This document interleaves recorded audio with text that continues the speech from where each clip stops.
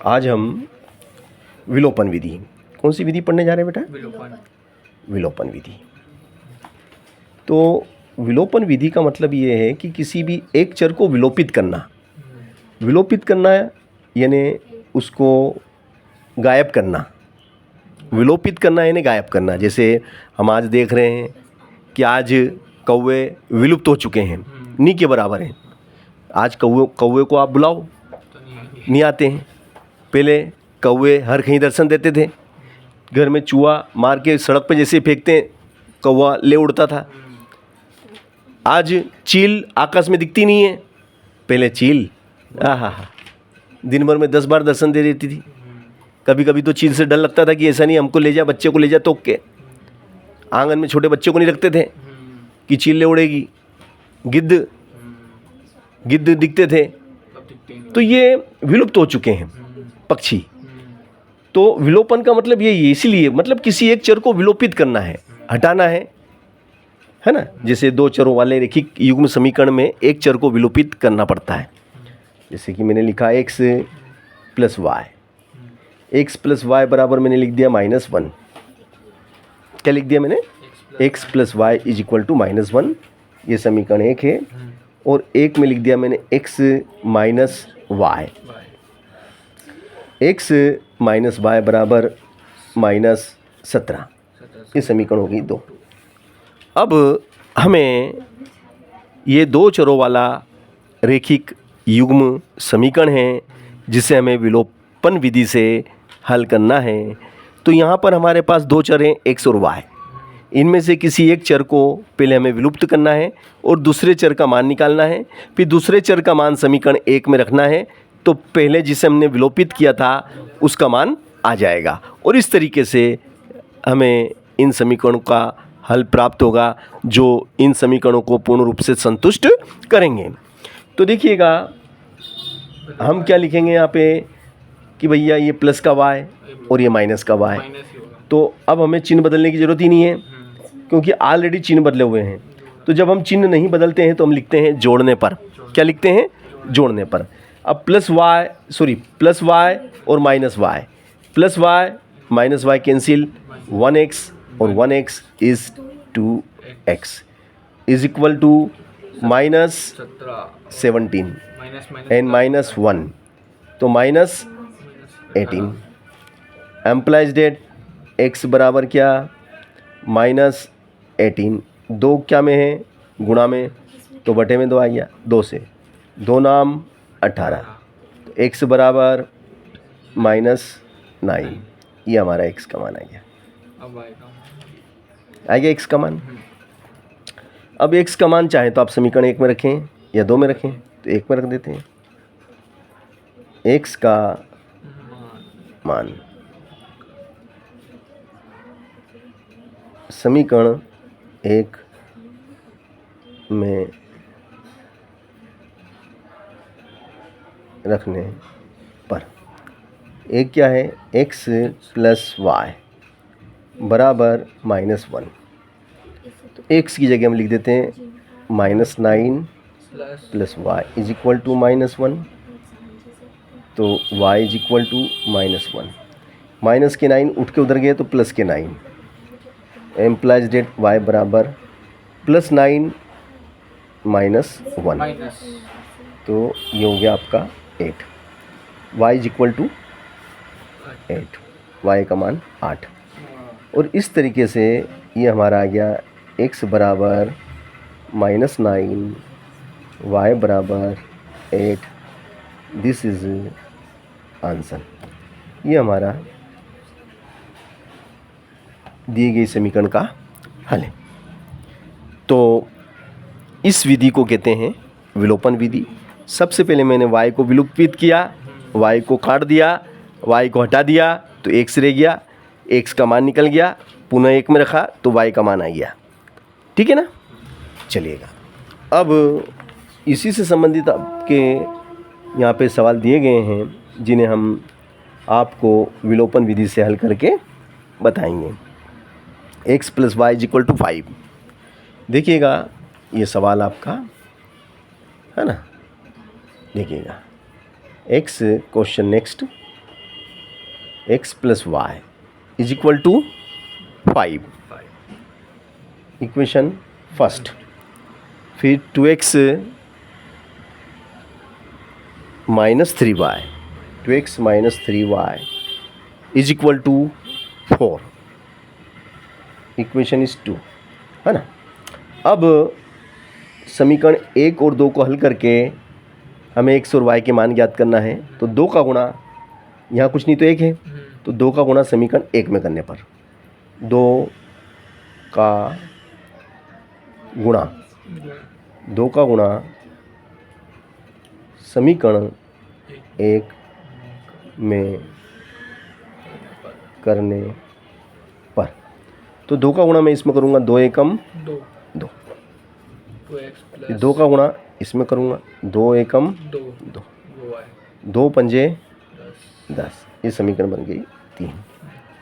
अब समीकरण 2 में से समीकरण 3 को घटा देंगे।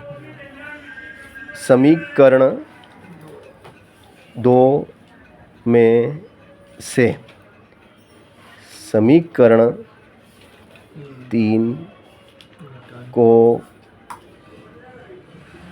घटाने पर 2 क्या है आपकी, 2x minus x minus 3y बराबर 4, समीकरण 2। फिर नेक्स्ट 2x प्लस 2y बराबर 10, 2x plus 2y is equal to 10, 10, समीकरण 3। तो घटाने पर क्या होता है, नीचे वाली समीकरण के चिन्ह बदल जाएंगे। ये प्लस के 2x है ना, अब ये माइनस के हो गए, माइनस के 2x, ये प्लस के 2y, तो अभी माइनस के 2y, प्लस के 10 तो माइनस के 10, तो ये माइनस और ये प्लस कट गया, माइनस 2y माइनस 3y, तो माइनस माइनस जुड़ेंगे, गुणा करते समय प्लस होते हैं। हाँ, यहाँ तो जुड़ रहे हैं, यहाँ पे जुड़ जाएंगे, ऋण के 2, ऋण के 3, ऋण के 5y, और ऋण के कितने हैं ये 10, प्लस के 4, तो ऋण के ज़्यादा हैं। हाँ, देखो ऋण के 10 हैं हाँ, और धन के 4 हैं, तो ऋण के 6 बचेंगे और ऋण से ऋण कट गया, तो ये हो जाएंगे 6/5। अभी तो एक ही निकला। y बराबर क्या, 6/5। अब y का मान समीकरण 1 में रखने पर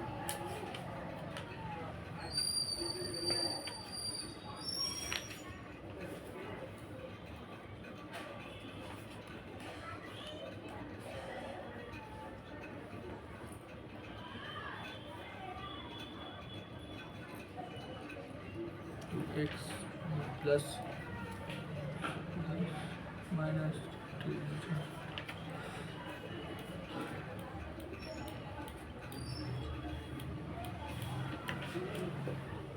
ये उठ के इधर आएगा तो ऋण का हो जाएगा, 6/5 माइनस x बराबर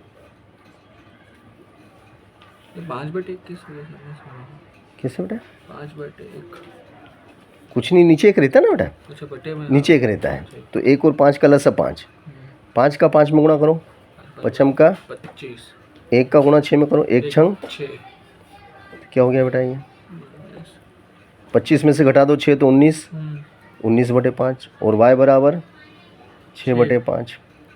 कठिन के सरल, थोड़ा सा देखना पड़ेगा, वो तो 2-3 बार करेंगे, तो 2-3 बार करने से आपको गणित से दोस्ती हो जाएगी। क्या फिर आप 11वीं में बोलेंगे कि नहीं सर गणित लेंगे, ऐसा है। तो हो जाता है, जब आप कोई विषय को बार बार पढ़ेंगे ना, तो आप उसके मास्टर बन जाओगे। क्या बन जाओगे, मास्टर। आपको फिर उस विषय का मास्टर कहने लगेंगे सब, बोले मास्टर जी मास्टर जी मास्टर जी। हाँ बेटा पढ़ा ले, यू आर जीनियस, ये बच्ची जीनियस बच्ची है। हाँ 87% बने इसके, बोल अच्छे अच्छों के नहीं बनते हैं। सॉरी, अरे वो 87 तो उसके बने हिमांशी के, इसके तो वो हैं 90%। गुड, कांग्रेचुलेशन, मेहनत करा उसका फल है वो तो। तो मेहनत भी तो साल भर पढ़ाई करी, गर्मी की छुट्टी से पढ़ रही थी ये। गर्मी में लोग पढ़ते नहीं मगर इसने पढ़ाई करी। और अगर इतनी परसेंट अगर ये 12वीं में बना लेती है, अरे फिर क्या है। कुछ नौकरियां ऐसी भी है गवर्नमेंट की जो परसेंटेज के आधार पे, उसमें एग्जाम ही नहीं होते, मालूम है आपको? कौन सी बता? पोस्टमैन, पोस्टमैन तो बहुत खतरनाक। डाक विभाग, रेलवे। उसमें परसेंटेज के आधार पे होती है। हाँ, उसमें काम वो सिंपल के काम है ना, उसमें भी। सेंट्रल गवर्नमेंट की है वो, तनख्वाह भी हाई फाई वाईफाई रहती है। वेरी नाइस, वेरी नाइस बेटा। फिर अभी और देता हूँ मैं आपको ना, ये भैया को मैं 2-3 और सवाल कराऊँ फिर मैं आपको दे दूँगा। हाँ करो तो बेटा। देखो नेक्स्ट भैया अपना अगला सवाल है, और वो सवाल है हमारा 3x + 4y।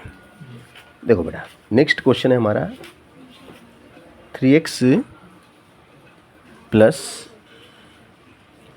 4y बराबर कितना? बराबर में 10 है ना बेटा। समीकरण 1। फिर 2x - 2y, 2x - 2y बराबर कितना? 2। समीकरण 2। ठीक है। अब भैया ये सवाल है हमारा, और इसे हमें विलोपन विधि से हल करना है। विलोपन विधि से हल करने के लिए सबसे पहले हमें यहाँ 3x है और यहाँ 2x है, तो इन दोनों को सेम करना पड़ेगा क्योंकि हमें एक चर विलोपित करना है। तो इस 2 का गुणा 3 समीकरण 1 में करेंगे, इस पूरी समीकरण में करेंगे। पूरी में करेंगे तो उसको हम नाम दे देंगे समीकरण 1, है ना। यहाँ लिखेंगे 2 का गुणा समीकरण 1 में, तथा 2 का गुणा किसमें? समीकरण 1 में, है ना। तथा 2 का तो 1 में, और इस 3 का 2 में। 3 का गुणा 3 का गुणा समीकरण 2 में, समीकरण 2 में करने पर, तो देखो 2 का करेंगे इस पूरे में, है ना। तो 2 का पहले 3 में, 2 का 3 में करो, 2 तिया 6x। फिर 2 का 2 में करो, 2 का 4 में, 2 चौक 8। फिर 2 का 10 में, 2 धाम 20। समीकरण 3। अब देखो बेटा 3 का करो इसमें, 3 दूनी 3 6 3 दूनी 6 और 3 दूनी 6 4। चलो अब ये भी धन का और ये भी धन का, तो थोड़ी कटेंगे, तो इसके लिए हमें लिखना पड़ेगा घटाने पर। घटाने पे क्या होगा? चिन्ह बदल जाएंगे आपके। तो ये प्लस के 6x है ना, अब ये माइनस के हो गए, और माइनस के 6y थे ना, प्लस के। ये प्लस के 6y हो गए, और ये प्लस के हैं मगर अब ये माइनस के हो गए। तो माइनस के 6x प्लस के 6x कट गए, और देखो प्लस के कितने? 8y, प्लस के 8y प्लस के 6y, तो प्लस के 14y, और 20 में से घटा दो, 20 में से थोड़ा सा इधर हो जाना यार, उसको लिखना पड़ेगा, थोड़ा सा आगे खसक बेटा। तो 20 में से घटा दो 6, कितने बचेंगे भैया? 14। तो y बराबर कितना? 14। ये गुणा में है, हाँ, गुणा वाली चीज़ बटेंगे, 14 एकम 14। तो y बराबर कितना भैया? 1। y का मान 1 में रखने पर, y का मान 1 में रखने पर, मान समीकरण 1 में रखने पर। देखो समीकरण 1 क्या कहती है भाई साहब? 3x + 4y 10। y की जगह कितना आ जाएगा भैया? 1, है ना। फिर क्या हो जाएगा बेटा?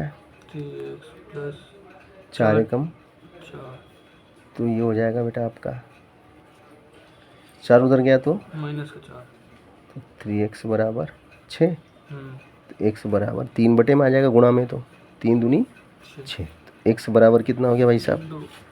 2। और y बराबर आपने कितना निकाला था? एक 1। ये हमारा उत्तर है। यही इस समीकरण का अभिष्ट हल है।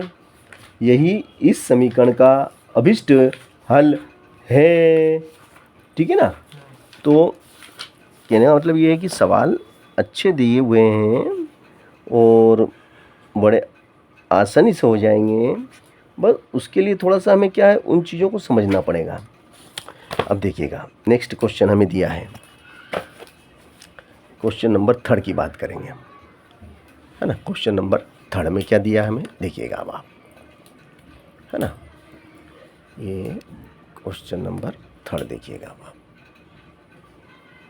है ना। क्या है आपका? 3x - 5y, 3x धीरज से बेटा, 3x - 5y बराबर, देखो ये ऋण के 4 है ना, तो बराबर के उस तरफ ले जाओ बेटा, तो ऋण के 4 को उधर ले गए तो धन के 4 हो गए और बन गई समीकरण 1, है ना। फिर नेक्स्ट क्या है आपका? 9x, फिर ये 2y उठ के जाएंगे, ऋण के 2y बराबर कितना? 7, बन गई समीकरण 2। अब 9 का गुणा, 9 का गुणा समीकरण 1 पूरा एक ही, और 3 का गुणा समीकरण 2 में करने पर, तो देखो 9 तिया 27, 9 पंजे 45, 9 पंजे 45 और 9 चौक 36, समीकरण 3। फिर 3 नाम 27, 3 दूनी 6 और तीनों सत्ते 21, तो यहाँ लिख देंगे घटाने पर, ये ऋण धन ऋण कट गया। तो ऋण के 45 में से धन के 6 कम करो तो ऋण के 39 y, 6 में से 1 गया तो 5, 3 में से 2 गया तो 1, ठीक है ना। तो y बराबर कितना आ गया? 15 बटे ऋण के 39, 3 से काटो, 3 पंजे 15, 3 एकम 3, 3 तिया 9, तो y बराबर ऋण के 5 बटे 13, ये y का मान निकल गया। अब y का मान 1 में रख दो, है ना। अब y का मान हम क्या करेंगे? 1 में रख देंगे, है ना। चलो यहाँ लिखो, y का मान समीकरण 1 में रखने पर, तो ये 3x - 5 इज इक्वल टू 4, तो ये हो जाएगा आपका 3x माइनस प्लस 5 का 25 बटे 13 बराबर 4, है ना। फिर ये हो जाएगा हमारा 3x 4, ये उठ के उधर गया तो ऋण का 25 बटे 13, फिर ये हो जाएगा आपका 3x बराबर नीचे 13, 13 चौक 52 और 25 एकम 25, तो ये बचेंगे 7, 12 में से 5 गया 7, 4 में से 2 गया 2 बटे 13। चलो तो ये क्या हो जाएगा आपका?